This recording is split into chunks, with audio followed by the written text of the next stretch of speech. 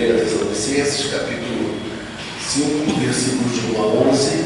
Eu lerei os versos ímpares, os irmãos lerão os versos pares. Diz assim a palavra do nosso Deus: Irmãos, relativamente aos tempos e às épocas, não há necessidade de que eu vos escreva, pois vós mesmos estáis empenhados com a execução dos dias do Senhor, quando eu dizendo paz e segurança, eis que lhes sobrevirá repentina destruição, como vem as dores de partos, a que está por dar a luz, e de nenhum modo escaparão. Mas vós, irmãos, não estáis em trevas, para que esse dia com ladrão porquanto vós todos sois filhos da luz e filhos do dia. Nós não somos na noite nem nas trevas. Assim, pois, não durmamos como os demais, pelo contrário, vigiemos e sejamos sóbrios. Ora, os que dormem, dormem de noite, e os que se embriagam, é de noite que se embriagam. Nós, porém, que somos do dia, sejamos sóbrios, revestidos da graça da terra e do amor, e tomando como capacete a esperança da salvação. Porque Deus não nos destinou para a ira, mas para alcançar a salvação mediante o nosso Senhor Jesus Cristo. Que morreu por nós para que vigiemos e perdoamos e vamos viver com Ele. Todos juntos, consolai-vos uns aos outros e edificai-vos reciprocamente, como também estáis fazendo. Oremos ao Pai.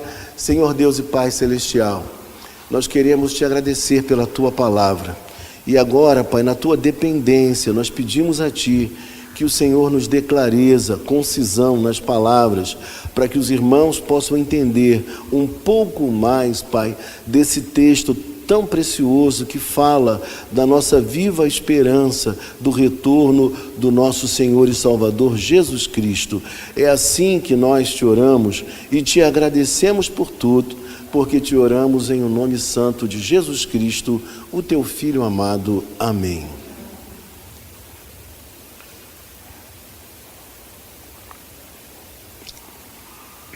Meus irmãos, capítulo 5, versículos de 1 a 11. A primeira coisa que eu gostaria de tratar aqui nesta manhã é dizer para os irmãos que Timóteo, quando ele vem ao encontro de Paulo, trazendo boas notícias a respeito dos irmãos lá de Tessalônica, Paulo recebe duas indagações, duas perguntas. Paulo recebe através de Timóteo. Eram dúvidas que os irmãos lá de Tessalônica tinham. A primeira delas era a seguinte: se aqueles que haviam morrido antes do retorno de Cristo, se eles perderiam todos os eventos gloriosos da volta do Senhor. Essa era uma preocupação que eles tinham. A outra preocupação era a seguinte preocupação: já que a vinda do Senhor seria repentina, se não corria o risco deles, como cristãos, serem pegos de surpresa. Era o segundo medo, receio que aqueles irmãos de Tessalônica tinham. Paulo havia explicado muito bem todo esse contexto, mas acontece que, assim como nos dias atuais, também naquela época, as pessoas têm um desejo imenso de saber o que vai acontecer. As pessoas querem saber dos segredos, elas querem saber em minúcias os detalhes de tudo que está por vir.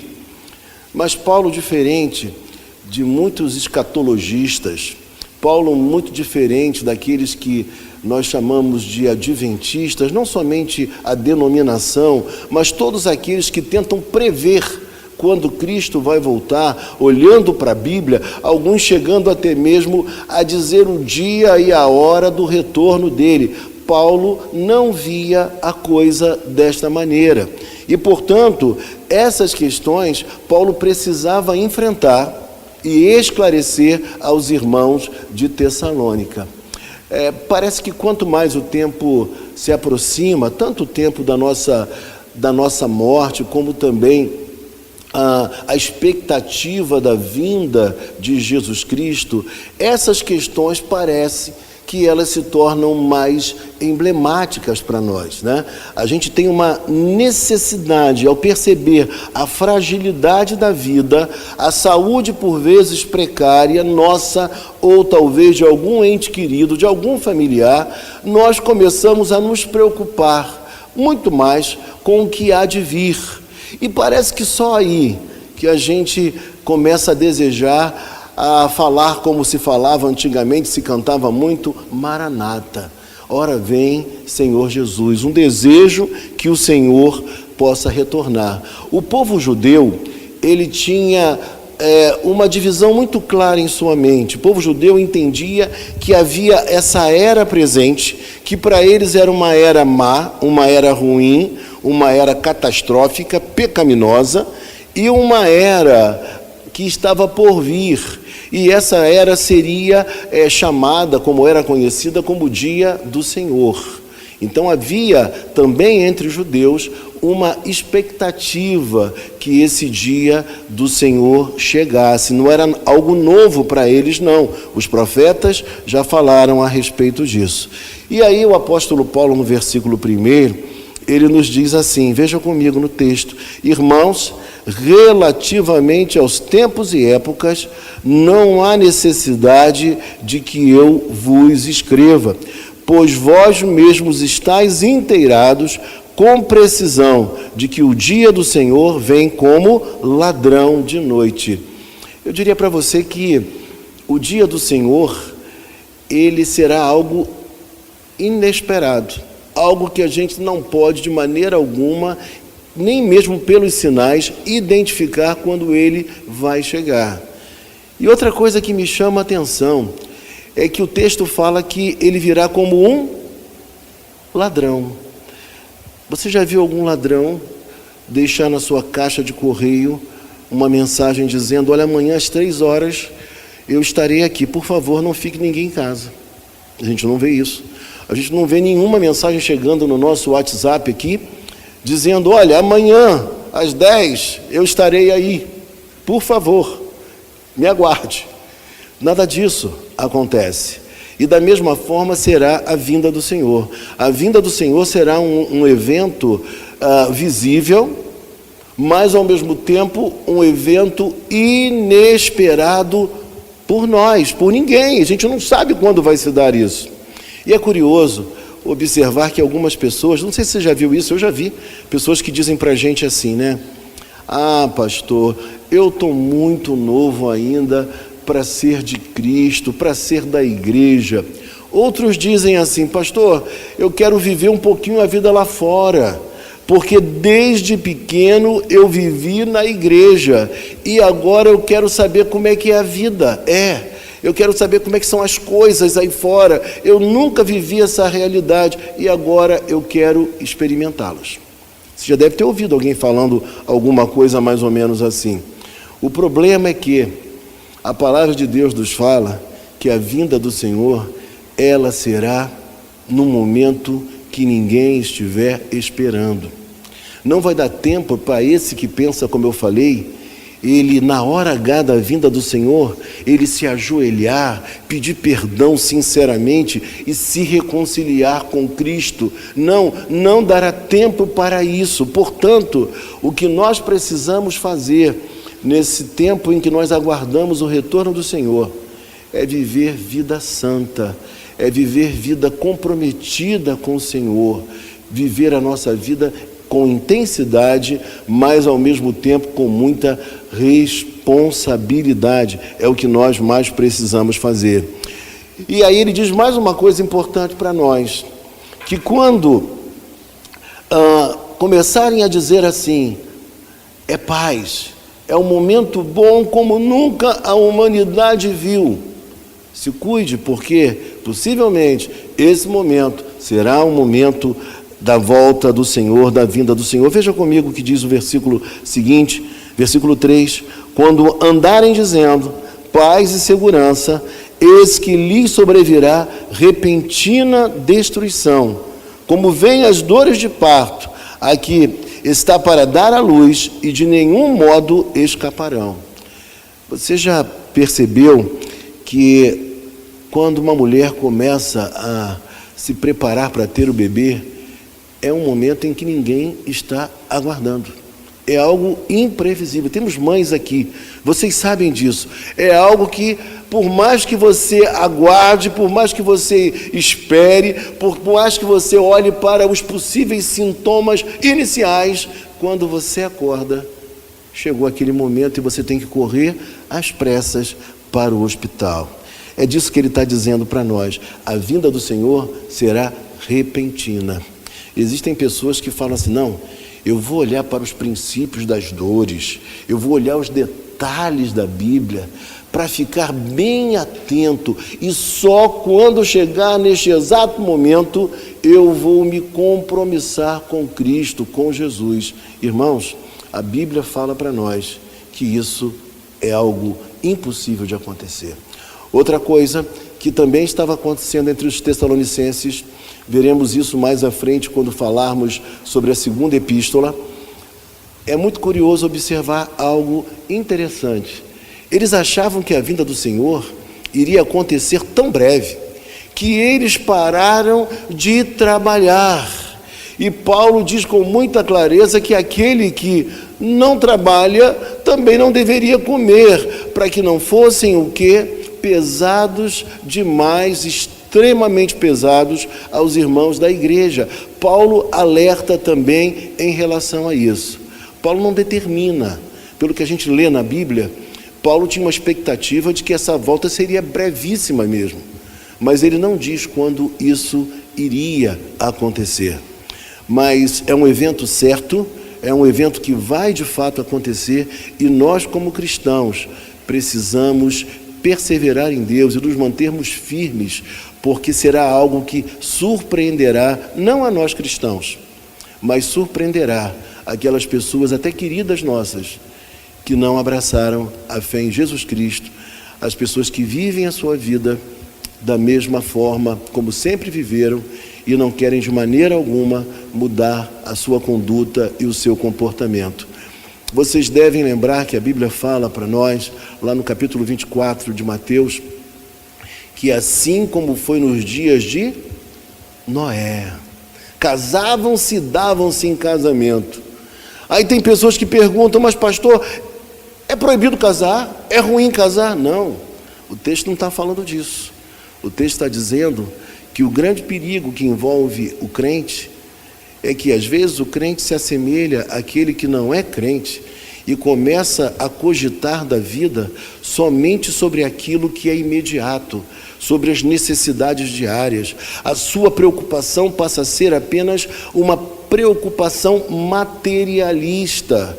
O dinheiro, o ganhar o pão, o ter comida, o ter prosperidade, ser reconhecido pelas pessoas. Irmãos, nada disso em si está errado, mas o grande erro é quando o nosso coração ele está só nessas coisas, quando a nossa preocupação maior é a preocupação com esse tempo. A Bíblia fala para nós com muita clareza que nós não devemos ficar tão preocupados com as nossas necessidades diárias. Mateus capítulo 6, versículo 33 nos diz o quê? Buscai, pois, o reino de Deus e a sua justiça, e as demais coisas vos serão acrescentadas. Pensa na sua vida, reflita sobre a sua vida, assim como eu reflito sobre a minha vida. Mesmo nos momentos mais difíceis do Brasil, do país, da nossa história pessoal, você há de lembrar que nada faltou. Você pode ter passado algum aperto, mas nada faltou, porque Deus tem um compromisso comigo e contigo, porque Ele nos ama, de nos assistir, de trazer as nossas necessidades completamente supridas, necessidades. Mas o problema é que por vezes o cristão, ele começa a adotar a mesma postura, o mesmo comportamento, o mesmo ideário das pessoas aí fora. Como a gente fala, do mundo, desse século, dessa era. As pessoas começam a achar que elas precisam ser amadas pelas outras.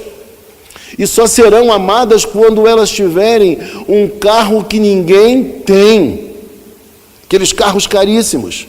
Só quando ela tiver uma casa que ninguém pode ter. Eu estou exagerando, é lógico. Mas para quê? Para os outros verem? Para as pessoas assistirem? Que felicidade boba! Será que é isso que deve estar no coração do crente? Enquanto o crente não acordar para a realidade, que ele precisa se contentar com as bênçãos que Deus já lhe deu, o seu pensamento nunca será um pensamento afinado verdadeiramente com a Bíblia. E se o nosso pensamento não é afinado com a Bíblia, nós não gozamos da real felicidade, porque a nossa felicidade não está nas coisas que obtemos, mas sim na vida, na bênção que Deus nos deu, a salvação, a nossa família, a família da fé. Isso sim deve ser um valor importante para nós e caro para nós. E o texto nos diz assim, irmãos, olhe na sequência. Diz que, de modo nenhum, esses escaparão. Agora, eu digo a você nesta hora, esse texto procura fazer uma distinção entre o crente e o descrente.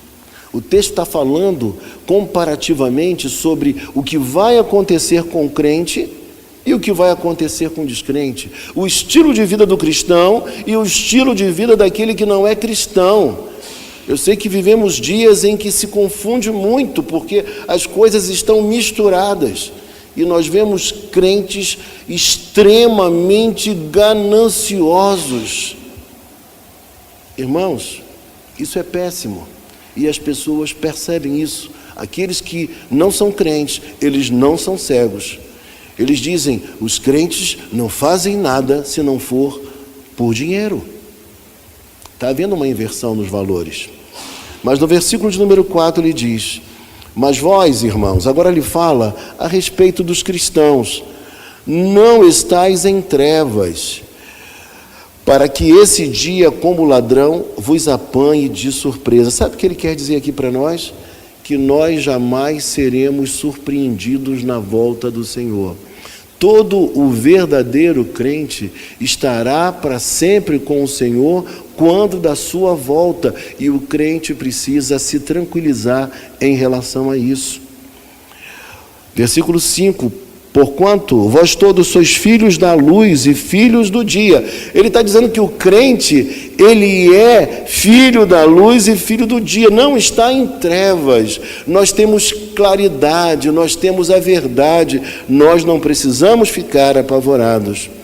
Nós não somos da noite nem das trevas. Quem são os da noite e os das trevas? São aqueles que ainda não se converteram, não tiveram encontro com Cristo, são aqueles que vivem demasiadamente preocupados com essa época, com esse tempo, com esse momento histórico. E na sequência ele vai dizer, ora, os que dormem, dormem de noite, e os que se embriagam, é de noite que se embriagam. E aí eu pergunto a você, quando ele fala sobre os que dormem, sobre os que se embriagam, ele não está falando sobre nós, sobre os crentes. Nós, porém, veja só, nós, porém, somos do dia. Há uma antítese nesse texto, né? Nós somos do dia, sejamos sóbrios, revestindo-nos da couraça da fé e do amor, e tomando o capacete, a esperança da salvação. Esse versículo de número 8 nos reporta ao capítulo 6 de Efésios, não é? Nos lembra sobre a armadura do crente, a armadura que Deus dá ao crente. Ou seja, Deus nos dá a condição de nos protegermos das ideias perniciosas desse tempo, de guardar o nosso coração, de ter uma viva esperança no seu retorno. Esses são os meios protetivos que o crente tem para enfrentar as ideias que são tão contrárias aos nossos valores, aos nossos pensamentos. E aí, no versículo de número 9, vai ficar mais claro ainda o que Deus quer que a gente entenda. Paulo está dizendo, gente, acorda, está na Bíblia. Olha para a vida de vocês e olha para a Bíblia. Olha para a vida de vocês e veja o que o Senhor nos inspirou a escrever para que vocês tivessem paz, tivessem tranquilidade e não vivessem preocupados com datas, com eras, com o que vai acontecer nas suas minúcias, porque haja o que houver, venha de onde vier, como disse o compositor popular evangélico, Deus está comigo. Na tribulação, na perseguição, Ele é meu amigo, eu posso confiar nele. E aí o versículo 9 nos diz: porque Deus não nos destinou para ira. E aqui é bom fazer uma distinção. Na nossa visão reformada, amilenista, os cristãos irão enfrentar a grande tribulação. Nós passaremos pela grande tribulação, mas só que nós não fomos destinados para o dia da ira. O dia da ira é o dia do Senhor, o dia da sua volta e do julgamento que Ele há de estabelecer, o juízo final, como nós bem conhecemos. Mas o texto nos fala que Deus não nos destinou para a ira. Ou seja, Ele nos escolheu em Cristo para a vida eterna, para ter uma vida que não acaba, uma vida que perdura por toda a eternidade. Então, queridos, nós não fomos destinados para a ira, mas para alcançar a salvação mediante nosso Senhor Jesus Cristo. Paulo diz que só existe um caminho para a salvação, só existe um meio de você ser salvo, de eu ser salvo. É através da pessoa de Jesus Cristo. Hoje algumas pessoas dizem que Deus é tão bom, tão misericordioso, que todas as pessoas vão ser salvas no final, porque Ele é muito bom. Ele é justo, mas o seu amor é muito maior, e Ele vai salvar a todos, independentemente de crerem ou não, de viverem de qualquer maneira. Mas o texto nos fala totalmente contrário. O texto nos fala que Ele nos destinou para a salvação, sim, mas que essa salvação, ela é mediante Jesus Cristo. Não existe um outro caminho para a salvação. Eu sou o caminho, a verdade e a vida. Ninguém vem ao Pai a não ser por mim. Ele é o caminho da salvação. Eu peço a você que abra rapidamente comigo 2 Timóteo, capítulo 1, versículo 9, rapidinho, só para você ver como é que não é apenas em uma passagem que a gente lê a respeito disso. Veja comigo. Capítulo 1, versículo 9.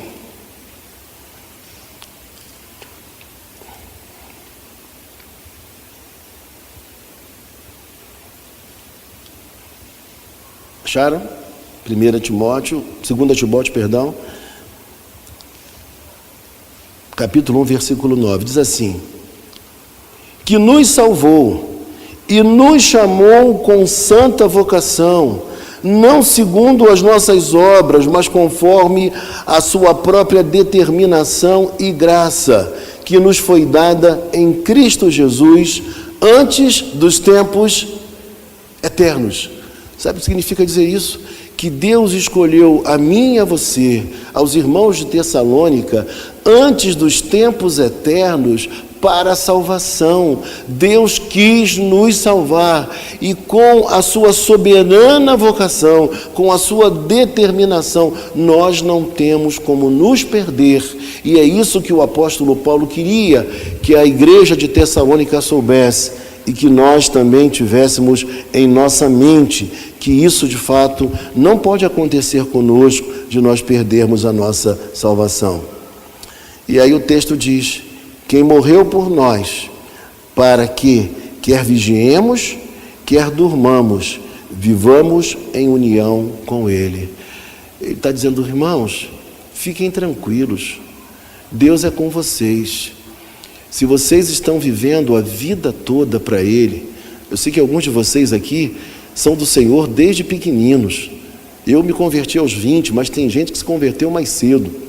Se nós temos a nossa vida dedicada inteiramente a Ele, temos perseverado, não abandonamos o caminho da salvação de maneira alguma, nós podemos ter plena certeza que no dia da volta do Senhor, o dia do Senhor, nós estaremos em paz e em tranquilidade, vivendo delícias na sua presença.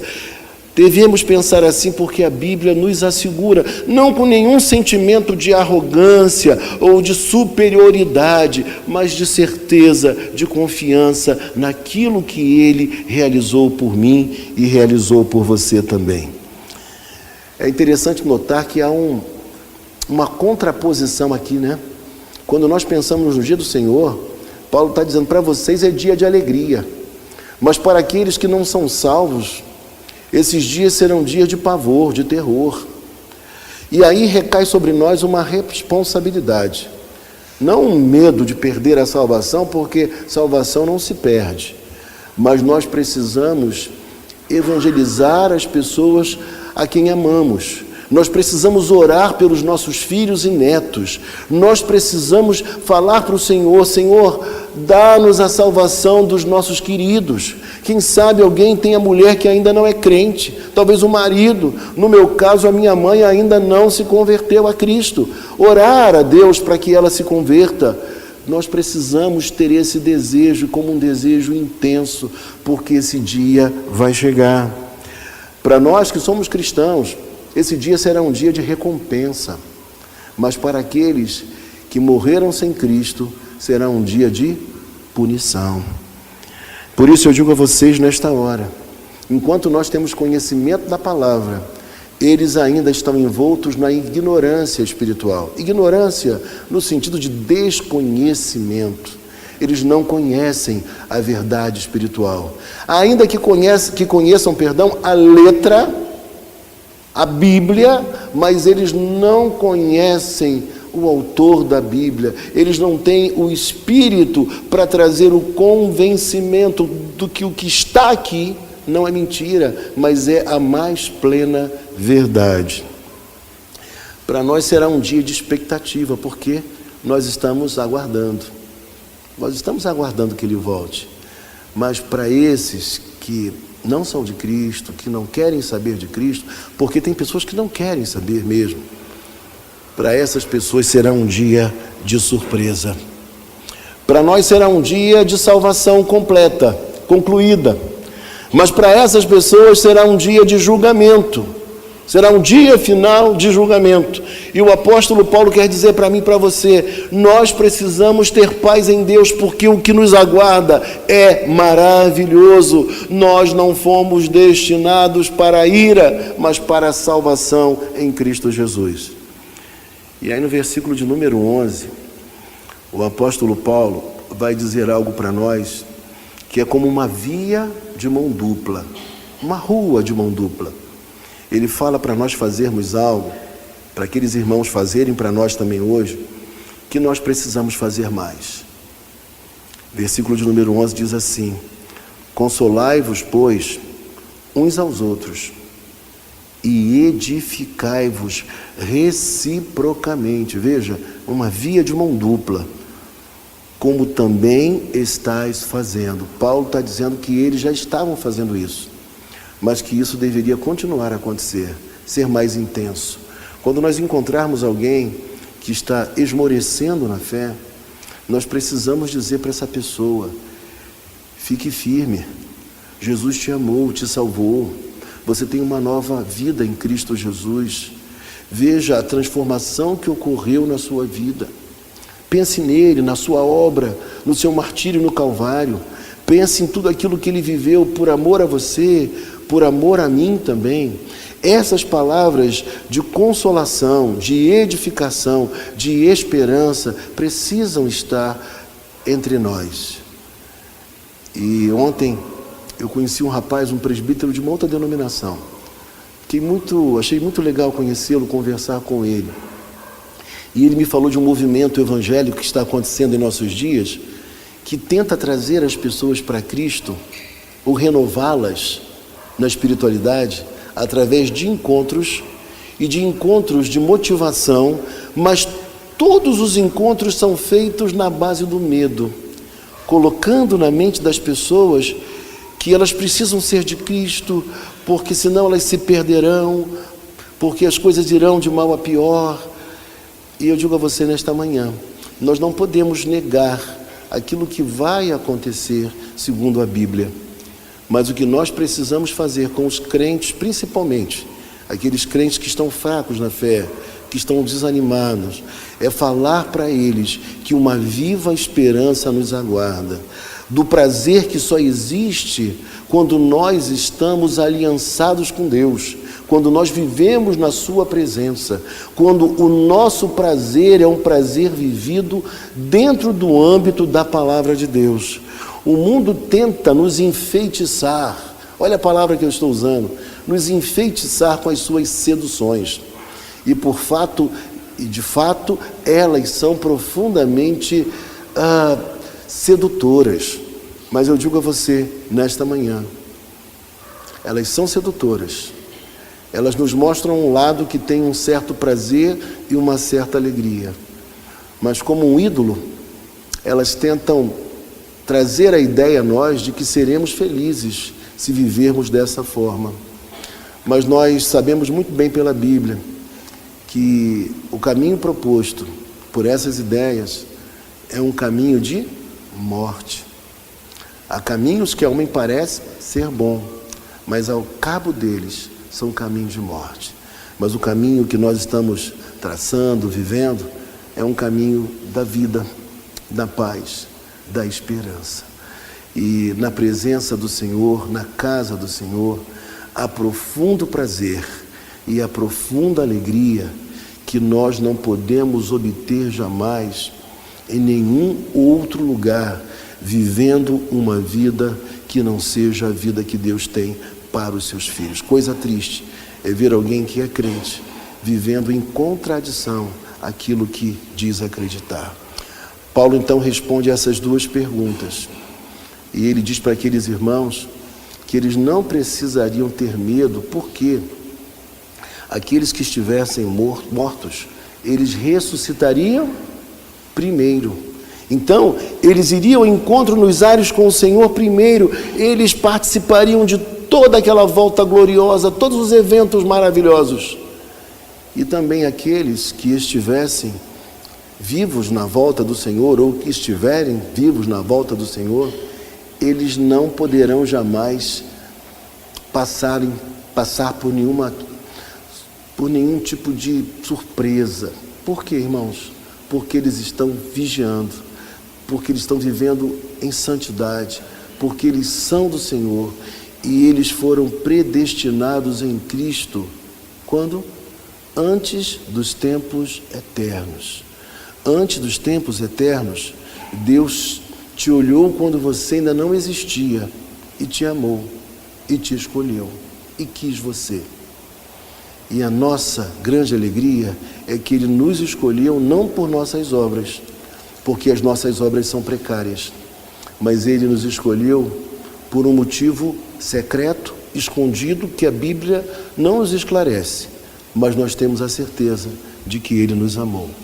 E enquanto Ele não voltar, o que nós queremos mais é pregar para as pessoas que Jesus Cristo tem poder para perdoar pecados, para purificar corações, para mudar vidas, para dar um sentido à existência humana, porque Ele fez a mesma coisa na sua vida e na minha vida também. Vamos orar neste momento, finalizando. Senhor Deus e Pai, nós queremos Te agradecer, ó Deus, porque nós não precisamos viver a nossa vida amedrontados, preocupados demais, porque nós sabemos que o Senhor mesmo nos destinou para a salvação. O Senhor nos escolheu antes dos tempos eternos.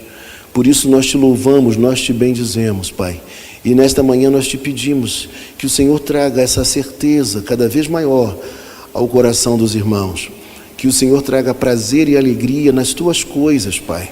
Que o Senhor traga contentamento a cada um de nós, Pai. Que as seduções deste mundo, Pai, não sejam tão fortes, Pai, ao ponto de nos levar para uma vida contrária à Tua vontade, Pai. Queremos viver para Ti, porque somos do Senhor. Ó Pai, abençoa a nossa casa, Abençoa os nossos filhos, Pai, os nossos queridos amigos e familiares que ainda não se converteram, não tiveram encontro com Cristo. Salva, Senhor, por misericórdia. Traga-os para a luz, Pai. Ó Deus, para que nós possamos dizer: eu e minha casa serviremos ao Senhor. Eu e minha casa já servimos ao Senhor. Pai, este é o nosso maior anelo, o nosso maior intento. Obrigado, Deus, por tudo. Nós te rogamos assim e desde já te agradecemos em o nome santo de Jesus Cristo, o teu Filho amado. Amém. Recebei a bênção, que o amor de Deus, o Pai, que a graça de nosso Senhor e Salvador, Jesus Cristo, e que as doces, eternas e eternas consolações do Espírito Santo sejam sobre todo o povo do Senhor, espalhados sobre a face da terra e sobre cada um de nós hoje aqui. Amém.